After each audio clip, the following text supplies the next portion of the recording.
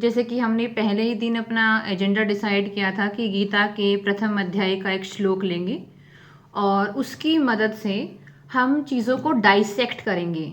जैसे पहले शुरुआत में जब पोस्टमार्टम नहीं हुआ करता था ना, शुरुआत में जब ह्यूमन बॉडी को जानना शुरू कर रहे थे आज से कई हज़ार साल पहले कि भाई लीवर कहाँ है, किडनी कहाँ है, शरीर के अंदर क्या क्या होता है, बहुत क्यूरियोसिटी थी। तो डाइसेक्शन होता था, यानी शरीर को काट कर देखा जाता था और फिर उसको काट कर देखा गया, समझा गया, अलग अलग शरीर के अंगों के बारे में पता चला, उनकी बीमारियों के बारे में पता चला, फिर उनको हील कैसे कर सकते हैं अगर कोई बीमारी है तो वो पता चला। तो आज ना गीता के प्रथम अध्याय का प्रथम श्लोक आपको वही डाइसेक्शन वाली फीलिंग देगा। ठीक है, तो मैंने आप लोगों को बोला था कि आपकी डायरी में आप इस श्लोक को लिखें। तो जो अभी सदस्य अभी आए हैं जिनको इसके बारे में सूचना नहीं है, हम ग्रुप में डाल देंगे उस चीज़ को, और जिन्होंने ऑलरेडी लिखा हुआ है वो अपना वो वाला पेज निकाल लें। ठीक है,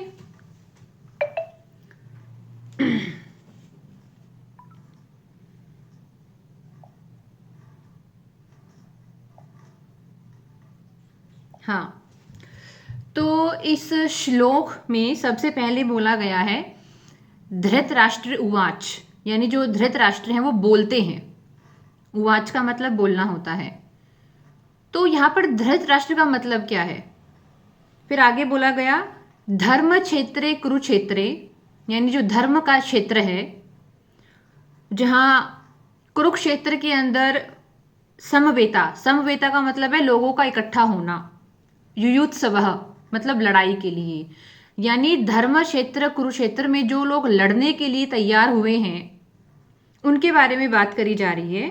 माम कहा मतलब धृतराष्ट्र कह रहे हैं, माम का मतलब मेरे बेटे, पांडवश्य मतलब पांडव, किम कुर्वत संजय कि संजय वो क्या कर रहे हैं। यानी श्लोक के माध्यम से धृतराष्ट्र संजय से एक लाइव रिपोर्टिंग चाह रहे हैं कि आप मुझे बताओ कि कुरुक्षेत्र की भूमि में कौन कौन सी लड़ाई चल रही है, किसने लड़ाई शुरू कर दी, कौन जीत गया, कौन हार गया, ऐसा कुछ चल रहा है। ठीक है, अब इसको हीलिंग से कैसे जोड़कर देखेंगे। सबसे पहले धृतराष्ट्र यहाँ पर फिजिकली ब्लाइंड थे, यानी वो अंधे थे। ऐसे ही ना हम लोग अंधे होते हैं बहुत सारी चीज़ों के लिए। सबसे पहले तो हम अंधे होते हैं अपनी नेगेटिव चीज़ों के लिए। हम है ना किसी चीज़ को जब ये बोल देते हैं ना ये नेगेटिव है, तो हम उससे पीछा छुड़वाना चाहते हैं, हम उससे डील नहीं करना चाहते। मान लो किसी इंसान को लो फील हो रहा है, कंफ्यूज फील हो रहा है, गुस्सा आ रहा है, इरिटेशन आ रहा है, आप उस चीज़ को अवॉइड करने की सोचोगे कि स्क्रॉल कर लेते हैं या किसी से बात कर लेते हैं। वरना आजकल जो आईटी कल्चर है ना, जो लोग आईटी में काम करते हैं वो क्या करते हैं, पूरे एक हफ्ता काम करेंगे, फिर 2 हफ्ते के लिए कहीं बाहर घूमने चले जाएंगे कि अरे हम रिलैक्स होने जा रहे हैं। यानी 5 दिन स्ट्रेस में रह रहे हैं, 2 दिन हम कहीं बाहर जा रहे हैं, इनका वे ऑफ लाइफ है। तो ऐसे ही हर जगह कहीं ना कहीं जो महिलाएं हैं जो अपने ससुराल से बहुत तंग आ जाती हैं तो कोशिश करती है मायके जाके थोड़ी सुकून की सांस ले लें। ठीक है, यानी हम भी ऐसा ही करते हैं कि मान लो कि आपका पूरा दिन बहुत ही परेशान रहा तो समहाउ आपको स्क्रॉल करना बहुत लग्जरी जैसा फील होता है कि चलो कम से कम खुद से पीछा तो छोड़ा थोड़ी देर के लिए। यानी हम है ना अपनी चीज़ों के लिए ब्लाइंड होते हैं, और आज नहीं तो कल ना हमको उनको फेस करना ही पड़ेगा। आप चाहे 1 साल बैठे रहो, 2 साल बैठे रहो या पूरा जीवन बिता दो, टिल द टाइम आप उसको सोल्व नहीं करोगे, समझोगे नहीं, देखोगे नहीं, ठीक है, उसके साथ आप कुश्ती नहीं लड़ोगे, तो आप नहीं आ सकते उस चीज़ से बाहर। पहली बात तो ये है। तो धृतराष्ट्र ने बोला। फिर यहाँ पे दूसरा वर्ड आया धर्म क्षेत्र। धर्म का मतलब कहीं ना कहीं सत्य से होता है। धर्म का मतलब क्या होता है, सत्य। अब आप सोचेंगे ये सत्य क्या है। 1 minute, someone want to join the call. हाँ, तो सत्य का मतलब क्या है। सत्य का मतलब होता है एटर्नल ट्रुथ, यानी वो सच्चाई जो कभी चेंज नहीं हो सकती। ठीक है, कौन सी सच्चाई है जो कभी चेंज नहीं हो सकती। देखिए गीता में बोला गया है कि आप एक आत्मा है, आप एक सोल हैं। ठीक है, और जब एक बच्चा पैदा होता है ना उसको नहीं पता होता कि कहाँ पर क्रिटिसिज्म लेना है, कहाँ पर कंपैरिजन लेना है, कौन सी रेस होती है करियर की, कौन से अच्छे बुरे रिलेशनशिप होते हैं, कौन सी टॉक्सिक फैमिली होती है, कौन नार्सिस्ट होता है, कौन अवॉइडेंट होता है, कुछ नहीं पता होता। वो बच्चा बहुत एम्ब्रेसिंग होता है, ठीक है। ये ऐसा होता है, just give me a second.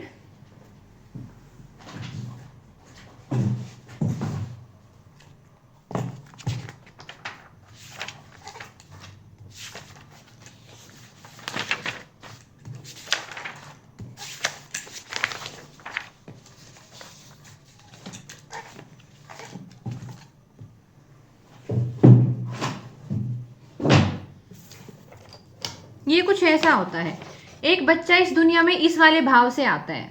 2 साल के बच्चे को कोई डिप्रेशन, एंजाइटी, नेगेटिविटी, लो वाली फीलिंग नहीं होती, क्योंकि उसका इन चीज़ों के साथ कोई एक्सपोजर ही नहीं होता, ठीक है।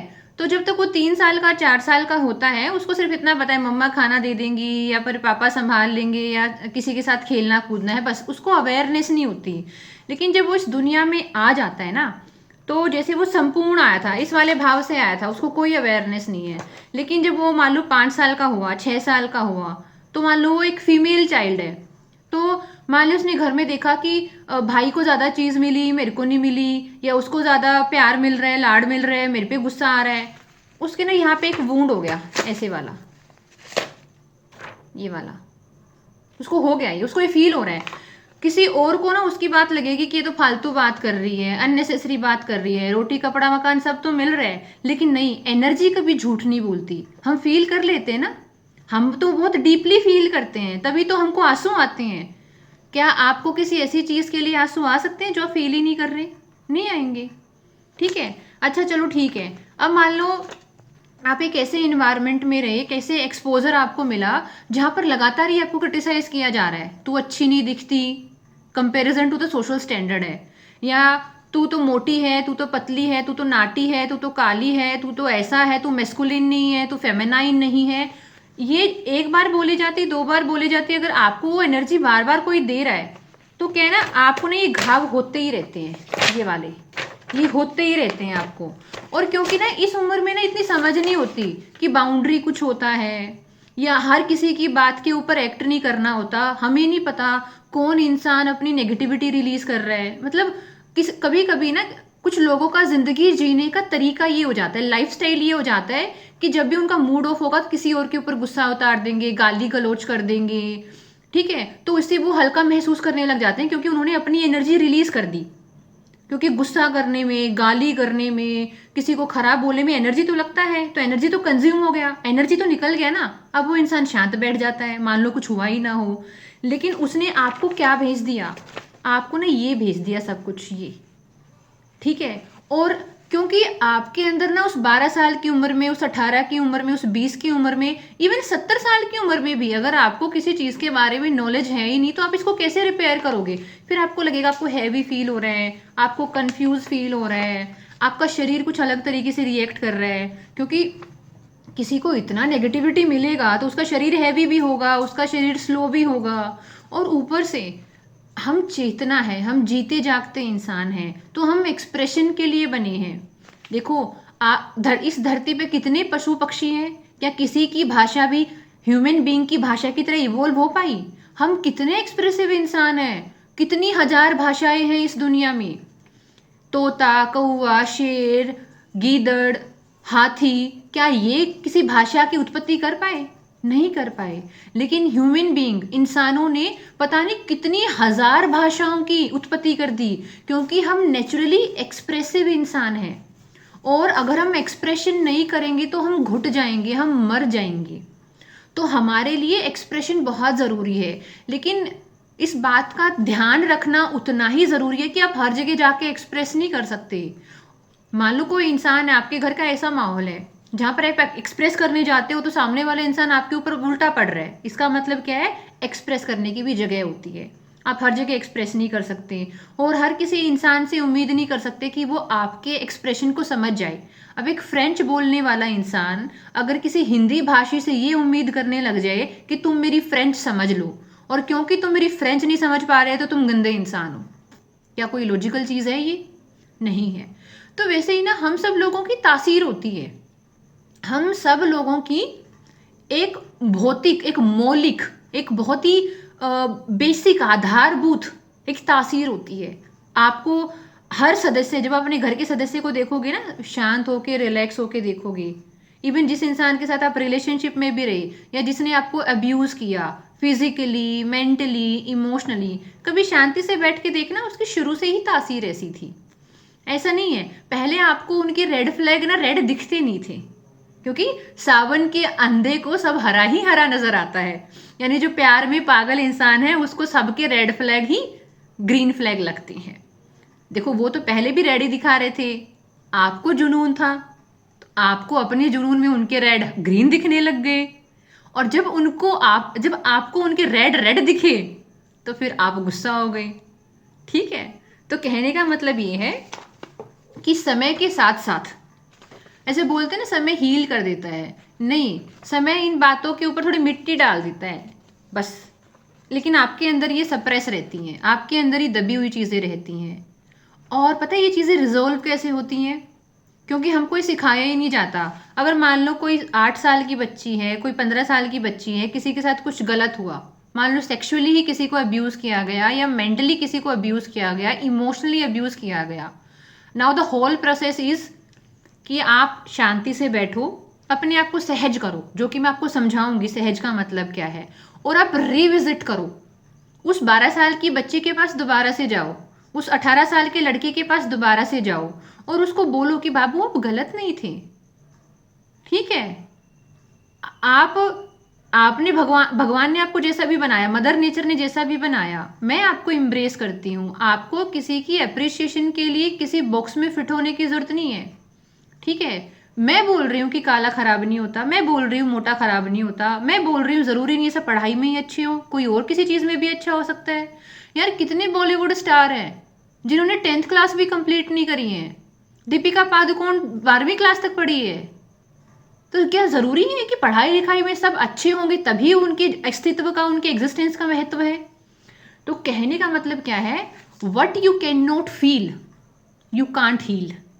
अगर आप किसी चीज को फील नहीं कर सकते ना, आप उसको हील भी नहीं कर सकते। इसका मतलब ये है, जिस इवेंट में, जिस सिचुएशन में, जिस माहौल में आपके साथ खराब हुआ, आप दोबारा से शांति से उसको रिविजिट करो। अब रिविजिट कैसे करना है वो आपको सेशन के माध्यम से ही पता चलेगा। ये जर्नी आराम आराम से खुलेगी।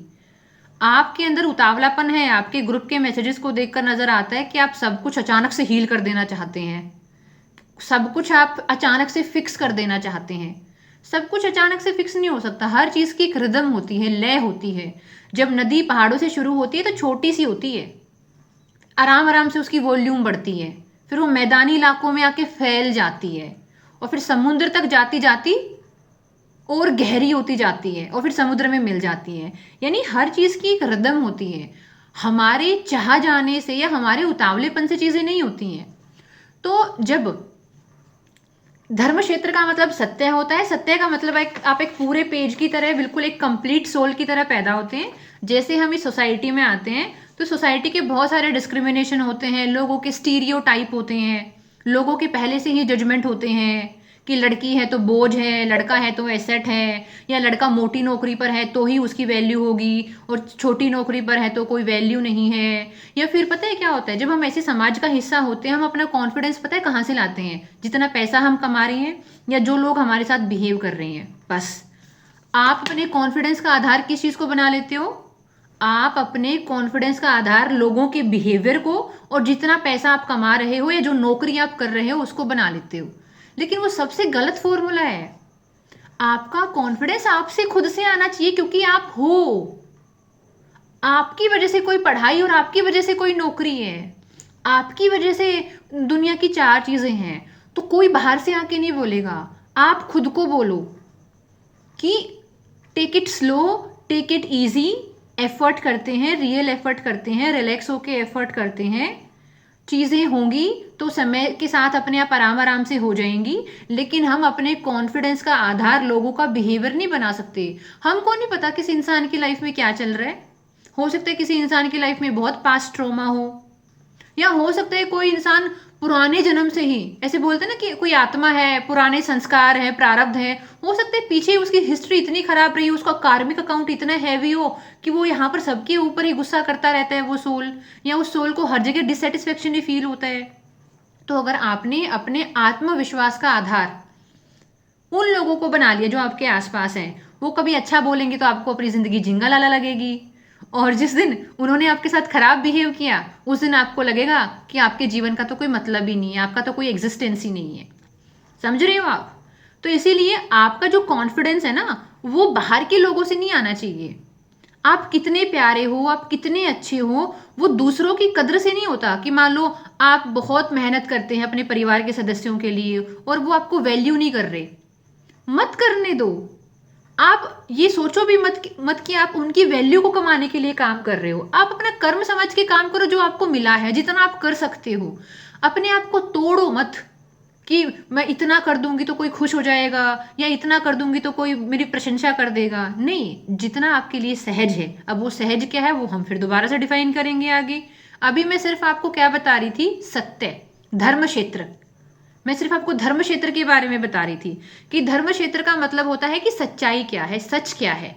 सच क्या है कि हम संपूर्ण हैं अपने आप में। हम इस दुनिया में बिल्कुल भली भांति पूरे आए थे, ठीक है। मतलब हमारे अंदर ऑलरेडी कोई नेगेटिविटी नहीं थी, लेकिन विद टाइम क्या हुआ, नेटवर्क इशू है। सुजाता जी, नेटवर्क इशू है क्या कोई? क्यों मैम, सुनाई नहीं दे रहा है क्या? पता नहीं सब लोगों के। अच्छा, मुझे सब लोगों का वो सडनली वो हो गया, स्क्रीन ही बंद हो गया। मतलब नहीं, सब लोगों की स्क्रीन ही ब्लैक हो गई। मुझे लगा मेरे नेटवर्क में कोई दिक्कत है। रुको, मैं फोन का भी डेटा। आ रही है बस। ओके ओके, मैं फोन मैं तो का आपको डेटा, सुन पा रही। वाईफाई भी है, फोन का डेटा भी ऑन कर दिया। वाईफाई में दिक्कत होगी तो फोन का डेटा सपोर्ट कर देगा, ठीक है। तो मैंने क्या बोला, आप किसी का माइक ऑन है, किसी का माइक ऑन हो रखा है किसी के बर्तन चल रहे हैं ठीक है।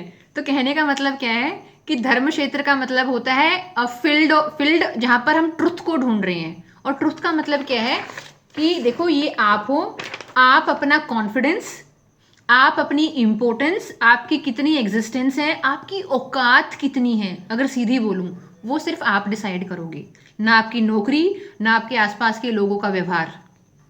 और जितनी आप खुद में सेल्फ टॉक करोगे, अच्छी अफर्मेशन करोगे, छोटे छोटे एक्शन लोगे अपने लिए, दिखाने के लिए नहीं, अपनी शांति के लिए, उतना आप खुद से कनेक्टेड फील करोगे और आपको अपना जो एग्जिस्टेंस है, अपना अस्तित्व है, वो ज़्यादा मजबूत महसूस होगा आपको, ठीक है। आप ऐसे, आप अंदर से खाली फील नहीं करोगे। आपने सुना है कभी ऐसे लोगों की भाषा जो बोलते हैं कि हम डिप्रेस हो गए हैं, हम टूट गए, वो बोलते हैं हम खाली हो गए हैं अंदर से, हम खाली हो गए हैं अंदर से। पता है वो क्यों बोल रहे होते हैं? क्योंकि वो सच में खाली हो गए हैं, मतलब वो कनेक्टेड नहीं है खुद से, ठीक है। तो इसीलिए धर्म क्षेत्र का मतलब यहां से ये है, you are complete in your yourself इस पूरी दुनिया में रिलेवेंट रहने के लिए, खुश रहने के लिए बाहर से कुछ चाहिए नहीं है। लेकिन पता है क्या हो रखा है, हमको फील क्यों आती है कोई चाहिए हमको बाहर से, लेकिन हमको तो फील तो अलग आती है कि हमको कोई चाहिए बाहर से। हमको अच्छे रिश्ते चाहिए, अच्छी फैमिली चाहिए, लोग रिस्पेक्ट करें, वैल्यू करें, प्यार करें, ये तो हमको नेचुरली फील होता है ना। ये फील क्यों होता है, उसको हम इसी श्लोक के किसी एक अन्य शब्द के साथ रिलेट करके डिस्कस करेंगे। तो पहला क्या था, धर्म क्षेत्र कुरुक्षेत्र। कुरुक्षेत्र का मतलब पता है यहाँ पर क्या है, आपके अंदर कुरुक्षेत्र हो रखा है, आपके अंदर कॉन्फ्लिक्ट हो रखा है, आपके अंदर लड़ाई हो रखी है। आप चाहते कुछ और हो, लेकिन आपके पैटर्न आपसे कुछ और करा रही हैं। आप कुछ और चाहते हो अपने आप से, आपकी खुद से एक्सपेक्टेशंस हैं जो बहुत अलग हैं, लेकिन आपके उन पैटर्न की वजह से आप अपनी ही उम्मीदों को फुलफिल नहीं कर पा रहे। इसलिए लगातार ना आपको ऐसे कॉन्फ्लिक्ट फील होता है अपने अंदर, कि अपने अंदर ही शांति नहीं है। और जब मैं किसी को ये बोलती हूँ ना कि आप अफर्मेशन बोलो, मैं सहज हो रही हूँ, मैं सहज हो रहा हूँ, उसी कॉन्फ्लिक्ट को एड्रेस करने की कोशिश कर रही होती हूँ मैं, कि भाई जो तुम खुद से लड़ रहे हो ना, वो लड़ना बंद करो, इसमें एनर्जी ड्रेन हो रही है, तुम हील नहीं होगी। अगर तुम जबरदस्ती अपने आप को किसी टाइम टेबल में बांध रहे हो, तुम जबरदस्ती अपने आप को किसी शेड्यूल में बांध रहे हो, तुमसे 2 दिन वो फॉलो नहीं होना है, क्योंकि तुमको पता है इतनी लड़ाइयाँ हैं अंदर। तुम सहज ही नहीं हो, तुम ईजी नहीं हो, तुम फ्लो में नहीं हो, you are not in a state of flow.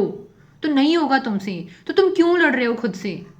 तो मैं बोलती हूँ जो कुरुक्षेत्र में जो तुमने हथियार अपने ही खिलाफ उठा रखे हैं उनको छोड़ दो, उसको हम सरेंडर बोलते हैं। हीलिंग, मैं ये नहीं बोल रही कि आप पूरी जिंदगी सरेंडर करके रखो, लेकिन हीलिंग की जर्नी का एक फेज होता है जहां पर हथियार डाल देना ज्यादा जरूरी होता है, क्योंकि हथियार उठा के तीर भी मारोगे तो खुद को ही लग रहा है, तुम खुद के दुश्मन हो गई हो, क्योंकि तुम खुद को ही तो खुरेद रहे हो। ठीक है, तो कहने का मतलब क्या है, धर्म क्षेत्रे कुरुक्षेत्रे, ठीक है, समवेता मतलब इकट्ठे हुए, सारे इमोशन इकट्ठे हो रखे हैं, गुस्सा, नाराजगी, एक्साइटमेंट भी है कुछ चीज़ों को लेकर, कुछ चीज़ों को लेकर कुंठा भी है, पास्ट को लेकर कंप्लेन भी है कि मैंने ऐसी गलती कैसे कर दी, मैं गिल्ट में भी हूँ अपनी गलतियों की वजह से, तो आपके अंदर गिल्ट भी है, नाराजगी भी है, नफरत भी है, गुस्सा भी है, फ्यूचर को लेकर एक्सपेक्टेशन भी है कि फ्यूचर ऐसा नहीं चाहिए, तो सब कुछ क्या है, मिक्स वेज हो रखा है। ठीक है, वैसे मुझे बहुत पसंद है मिक्स वेज, बहुत दिन हो गया खाए हुए। ठीक है, हमारे हरियाणा में कल्चर ही नहीं है यार मिक्स वेज वगैरह बनाने का। दिल्ली में हॉस्टल में खाया था, अभी दिल्ली गई थी तब खाया था, पर चलो छोड़ो जो भी है, अभी तो नहीं मिल रहा। तो कहने का मतलब क्या है? ठीक है, कहने का मतलब ये है कि अंदर ना बहुत सारी चीजें हैं, emotion related to the past, emotion related to the future, और प्रेजेंट में सिर्फ कॉन्फ्लिक्ट और कियोस है। C for conflict, C for chaos. ठीक है, तो युयुत्सव मतलब लड़ने के लिए, युयुत्सव का मतलब होता है जब युद्ध करने के लिए आप इकट्ठे होते हो, तो वो युद्ध, वो बैटल फील्ड आपके अंदर ऑलरेडी बना हुआ है, आप चलते फिरते युद्ध की क्षेत्र हो, मतलब आपके अंदर इजराइल भी है, ईरान भी है, अमेरिका भी है, अब चलते फिरते तीनों देशों का तीनों देशों की वो बनी हुई हो, तीनों देशों का मिक्स वेज हो आप चलते फिरते अपने ही अंदर, कि आपके ही अंदर मिसाइलें गिर रही हैं, आपके ही अंदर न्यूक्लियर बॉम्ब की धमकी आ रही है। न्यूक्लियर बॉम्ब की धमकी का मतलब है पता नहीं फ्यूचर में क्या होगा, पास्ट में तो कुछ हुआ नहीं, this is a nuclear bomb threat, threat आती रहती है ना अंदर से, धमकी आती रहती है खुद को, तो बस वही चल रहा है। तो पहला हमारा कवर हुआ कि धर्म क्षेत्रे कुरुक्षेत्रे समवेता युयुत्सव, आगे था हाँ, मामका, मामका का मतलब धृतराष्ट्र यहाँ पे बोल रहे हैं मेरे बेटे, मेरे बेटे का मतलब यहाँ पे क्या है, समथिंग पोजेशन, मतलब पोजेशन का मतलब होता है मेरा ईगो, मतलब मेरी फीलिंग्स, मेरी जजमेंट, मेरी विशडम, यानी हम अपनी चीज़ों से बहुत अटैच होते हैं। किसी ने क्वेश्चन पूछा था ग्रुप में कि क्या हीलिंग में डिटैचमेंट भी आता है? आता नहीं, वो ऑटोमेटिकली आता है, लाना नहीं पड़ता।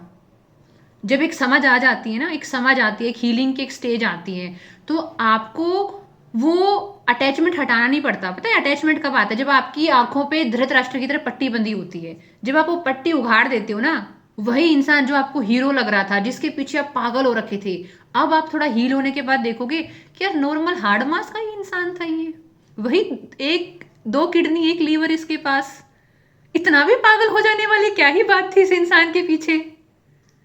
ठीक है, मतलब वो आपको कब रियलाइज होता है, जब वो पट्टी हट जाती है आंखों से। पट्टी किस चीज की? मोह की, अटैचमेंट की, सामने वाले से प्यार लेने की, सामने वाले से इंपॉर्टेंस लेने की, सामने वाले से स्पेशल फील करने की। ठीक है, तो और किसी का काम नहीं है आपको स्पेशल फील कराना। ये हमने कहाँ से सीखा? हमने तो देखा भी नहीं कभी हमारे पापा को अपनी मम्मी को स्पेशल फील कराते हुए, देखा कभी? बहुत ही रेयर केसेस हुए होंगे। हमने बॉलीवुड से सीखा, टीवी सीरियल एकता कपूर से सीखा ये सब।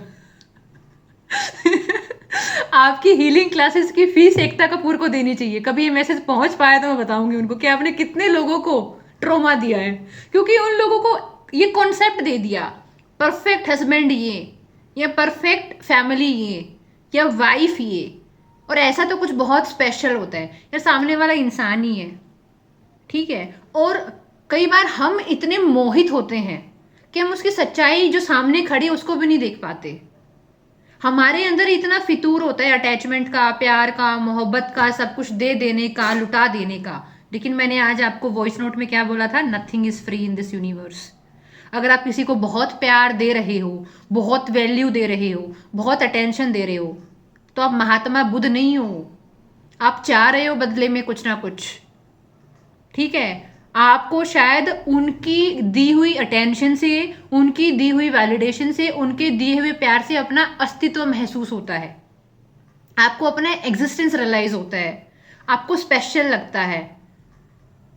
लेकिन ये बहुत छोटा रीजन है, भगवान ने इतना बड़ा एग्जिस्टेंस दिया आपको, लेकिन आपने उसको एक इंसान से बांध दिया, एक इंसान का ओपिनियन, एक इंसान की फीलिंग, एक इंसान की एक्शन।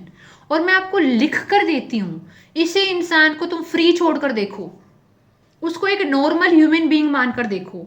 इवन वो आपके हस्बैंड भी है तो नॉर्मल फ्रेंड मान के देख लो, आपकी गर्लफ्रेंड है उसको नॉर्मल फ्रेंड मान लो, पत्नी है नॉर्मल फ्रेंड मान लो, सिर्फ एक नॉर्मल दोस्त मानकर देख लो एक उस इंसान को एक बार। उस वाले स्टेटस से हटा दो, ये हस्बैंड है, 7 जन्म का रिश्ता है, हम 2 शरीर एक आत्मा या 2 आत्मा एक शरीर जो भी है, कुछ होता है भाई कॉन्सेप्ट ऐसा।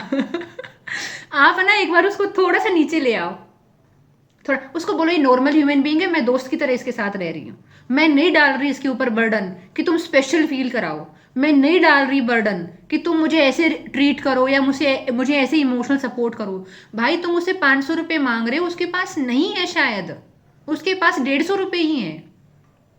यानी कहने का मतलब क्या है, आप मत डालो बर्डन। हमने कल जब अफर्मेशन, कल हमने मेडिटेशन किया था, हमने सामने वाले को माफ क्या कह के किया था, सॉरी तुम्हारे पीछे भागने के लिए, क्योंकि आप भागे तो वो भी तो भागा होगा, उसकी भी तो एनर्जी खर्च हुई है भागने में।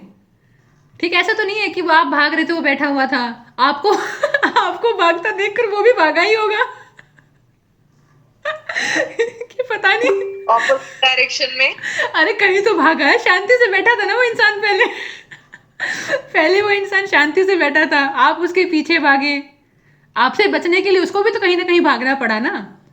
अरे अरे भाई कहने का मतलब सिर्फ इतना सा है कि कई बार ना if you want attention you always be in tension.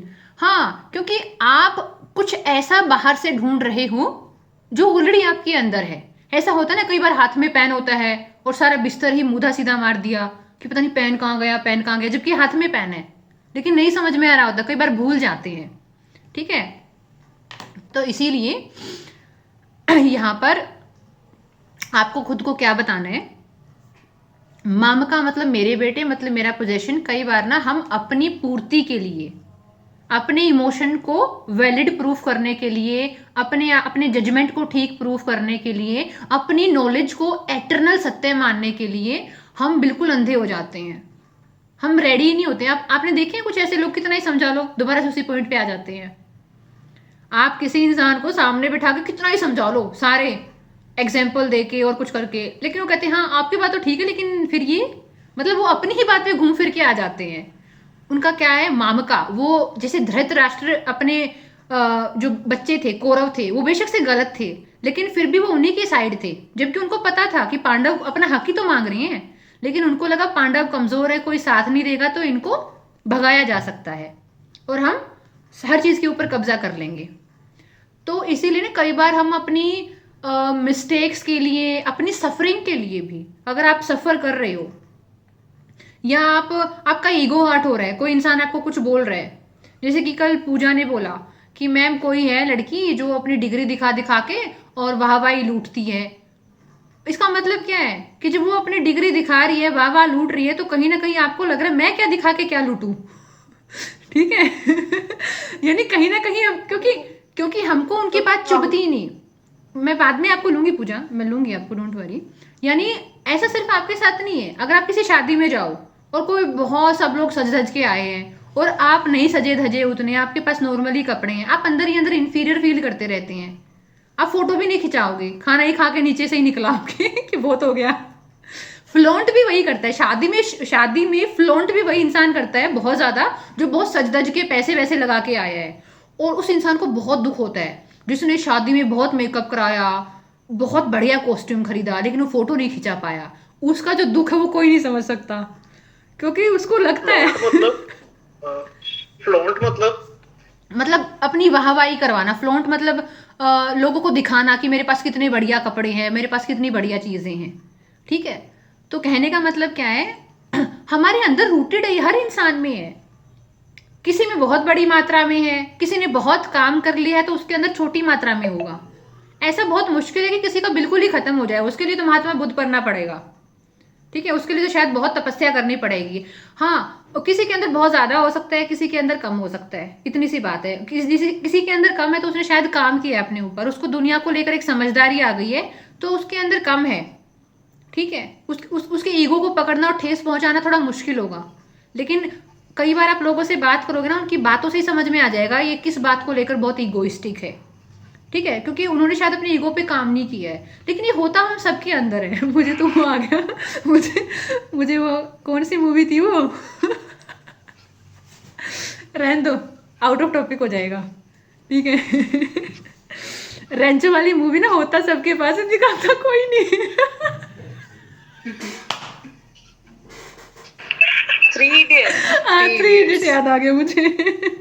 तो ईगो हम सबके ही अंदर होता है, लेकिन उस पर काम करना, उसको कम करना, और उसको कम भी इसलिए करना पड़ता है क्योंकि उतने ईगो के साथ हम लाइफ में कुछ कर नहीं पा रहे। सबके साथ ही लड़ाइयाँ हो रही है, सबके साथ ही कॉन्फ्लिक्ट हो रहा है। कोई कम ना करे अपने ईगो को, अगर उनका उस ईगो के साथ काम चल जाए तो।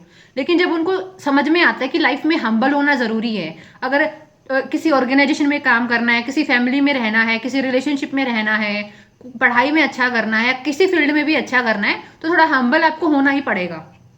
तो लोग अपनी मजबूरी में हम्बल होते हैं, कोई मोरल ड्यूटी नहीं होती किसी की हम्बल होने की। ओके, तो यहाँ पे क्या था, निशा जी ज्वाइन नहीं कर पा रही है, ऐसा कैसे हो गया भाई, मैसेज आ रहा है उनका, पुराने लिंक पे ही जा रही होंगी वो, 1 मिनट दीजिएगा।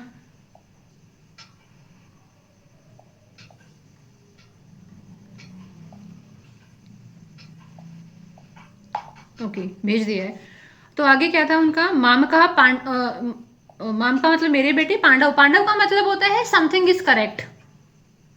समथिंग इज करेक्ट, हम बोलते हैं ना कि भाई तुम ना रिलैक्स हो जाओ, कह रहे कैसे रिलैक्स हो जाऊं, मेरा इतना लॉस हो गया। रिलैक्स होना अपने आप में सही चीज होती है, आपको भी पता है, अगर आपको कोई काम करना है तो शांत होना होगा। हम कई बार उनको बोलते हैं भाई तू प्रेशर मत दे, तू ना रिलैक्स रह, तू सरेंडर कर दे। विनीता जी माइक ऑफ करें अपना, डिस्टरबेंस आती है माइक ऑन होने से। मीनू जी, did you say Pandav is something is correct? या क्योंकि पांडव एक करेक्ट चीज के लिए लड़ाई लड़ रहे थे, वो सही चीज के लिए खड़े थे, वो अपना हक मांग रहे थे। ठीक है, तो something is which is very correct in nature. ठीक है, ओके, ज्वाइन, ठीक है, लिंक भेज दिया मैंने, ज्वाइन कर लेंगे। तो मैम, अब हाँ, एक यस, चीज हाँ बोलिए, पूछनी थी। हाँ मैं हाथ ऊपर कर रही थी, तो हाँ, I don't know how this works here, कि आप ऐसे बोलिए, बीच आप में। बोलिए मैडम, अच्छा। आप बोलिए। हाँ, तो मैम, जैसे आपने बोला था वो ईगो वाली चीज, कि वो फ्लॉन्ट करता है। मेरे साथ क्या प्रॉब्लम थी कि मेरा जो, जैसे हम जब भी ईगो समझते हैं तो एक बहुत ही ये एक परसेप्शन बना हुआ है कि ईगो को हम बहुत सुपीरियर तरीके से समझते हैं, पर एक इंफीरियर ईगो भी होता है जिसमें हम अपने आप को बोलते हैं कि नहीं, मैं तो आई एम स्टूपिड हाँ और आई हाँ, एम डफर, ताकि या मुझसे तो ये, हाँ, हम लोगों नहीं से बच नहीं जाएं। नहीं, हाँ, तो मेरे साथ प्रॉब्लम क्या थी, मतलब मेरे साथ ये था कि मुझे, बल्कि मेरे साथ रियलिटी में एविडेंसेस भी थे, कि भाई एक्चुअल में मैंने अच्छी चीजें भी करी है, मुझे उसके लिए प्रेजेस भी मिलती थी, पर वो मैं एक्सेप्ट नहीं कर पाती थी। मैं ना गिल्ट में बहुत थी, मतलब, और ये बहुत, मुझे फिर बहुत टाइम बाद पता चला कि नहीं, वो मेरी अंदर मतलब वो कुछ लिमिटिंग बिलीव्स या कुछ इसलिए थे। पर उसकी वजह से क्या करा, मैंने सक्सेस को डिले कर दिया, और अब बहुत उसका दुख होता है मुझे कि यार मैंने अपने साथ ही बहुत बुरा करा, क्योंकि मतलब मैं लिखती थी एक जगह पे, तो वहाँ पे मेरे फॉलोअर्स है, तो मैंने बोला हाँ, इसमें कौन सी बड़ी बात होती है। मतलब मैंने कभी भी ना उस चीज को, अच्छी चीज को, विनीता जी, आपके क्वेश्चन को बहुत रिस्पेक्टफुली लेंगे, लेकिन अभी एक हाँ, फ्लो बना हुआ है, उसको कंप्लीट करते हैं, फिर आप अपना क्वेश्चन पुट करिएगा, हम आपको बहुत अच्छे से डीप में जाके आंसर देंगे, क्योंकि जो आपने क्वेश्चन पूछा उसको 2 मिनट में नहीं सुलझाया जा सकता, उसको सुलझाने के लिए कम से कम आपको 30 या 35 मिनट उसको बिल्कुल डाइसेक्ट करके, खोल के, फिर आपको उसको समझाना पड़ेगा। अभी हम ऑलरेडी इसमें इंगेज हैं, फिर हम आपके क्वेश्चन को हम केटर करेंगे। ठीक है, जी, okay, thank you. Most welcome. तो यहाँ पे क्या था, पांडव इज समथिंग करेक्ट है। अब आपका काम क्या है, आप इस मतलब किम कुर्वता संजय, संजय वो क्या कर रही है, मतलब वो तो पूछ रहे हैं भी क्या चल रहा है, इतनी सी बात है। अब पांडव का मतलब इज समथिंग करेक्ट। अब आपको लिखना है अपने पेज पे, अभी के अभी अगली 2 मिनट में आपके लिए क्या चीज़ करेक्ट है, चाहे वो आपको पसंद हो या ना हो, आपके लिए क्या करेक्ट है? क्या रिलैक्स रहना करेक्ट है? फिलहाल फिलहाल के लिए, पूरे जीवन की जिम्मेदारी मत लेना। अभी पूरा जीवन ठीक करने की कोई वो अपने ऊपर बोझ मत उठाना। अभी फिलहाल मतलब 2 दिन 4 दिन हफ्ता महीना 1 महीना 2 महीना, फिलहाल आपके लिए क्या सही है? आप लिखिए उस बात को। मैं आपको 2 मिनट का समय दे रही हूँ। जैसे हमने पहले हमारा बैच हुआ था ना एक, तो हमने बोला था कि ये न्यू बबुआ है, ये ओल्ड बबुआ है। तो न्यू वाले के ऊपर हमने नाम लिखा था कि मुझे ज़्यादा रिलैक्स होने की ज़रूरत है, या मुझे स्लो डाउन होने की ज़रूरत है, या मुझे रेस्ट करने की ज़रूरत है। मैं क्यों इतना बर्डन उठा रही हूँ कि मुझे अभी सब कुछ ठीक कर देना है, अभी सब कुछ फिक्स कर देना है कि करियर भी ठीक हो जाए, हेल्थ भी ठीक हो जाए, रिलेशनशिप भी ठीक हो जाए, अचानक से मेरी लाइफ बिल्कुल सॉर्ट आउट हो जाए। तो अभी आप 2 मिनट लो और आप लिखो कि फिलहाल आपके लिए क्या चीज सही है। ठीक है? दीदी प्रेजेंट में जो करेक्ट है वो लिखना है ना, जो अभी मुझे महसूस हो रहा है वो। अभी आपके लिए क्या ठीक है जो आपको करना चाहिए। ठीक है, ठीक है। मतलब मैं क्यों बोल रही हूँ, क्योंकि कहीं ना कहीं आपको पता है आप कहाँ लैग कर रहे हो। मुझे नहीं पता आपके बारे में 100%, लेकिन आपको पता है कि आप अपनी लाइफ में कहाँ लैग कर रहे हो, आप डेली बेसिस पे क्या गलतियां कर रहे हो, या डेली बेसिस पे कौन से छोटे छोटे एक्शन अवॉइड कर रहे हो, या नॉट ओनली एक्शन, थॉट में क्या चल रहा है, बिहेवियर में क्या चल रहा है, फील क्या कर रहे हो। तो अभी अगर आप अपने हीलर होते, आप अपने अपने एक वर्जन को अपने सामने बिठाते, एक हायर सेल्फ होता आपका, तो आप उसको क्या बोलते। तो इसीलिए आप किसी को 1 पेज लिखना है 1 पेज लिखो, 5 पॉइंट लिखने हैं 5 पॉइंट लिखो, फिलहाल बोलो अपने आप को। लेकिन मैं आपकी तरफ से क्या, मेरी तरफ से एक पॉइंट ऐड कर लेना सब लोग, प्लीज स्लो डाउन।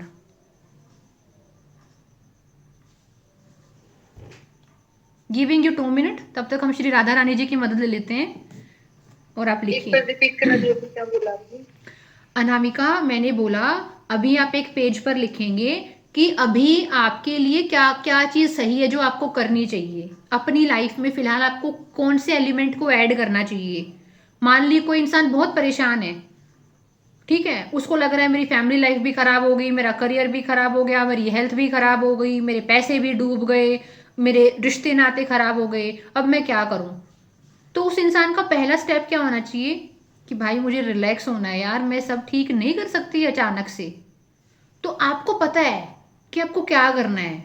आप अंदर वाले इंसान से पूछिए, आंखें बंद करें, रिलैक्स हो और खुद से कनेक्ट हो और पूछें अपने अंदर वाले इंसान को। 5 मिनट एक मेडिटेशन के माहौल में जाते हैं, आपके अंदर है एक हायर इंटेलिजेंस यूनिवर्स की। अभी आंखें बंद करोगे ना, रिलैक्स होगे, तो आपको आएगा कुछ ना कुछ निकल के।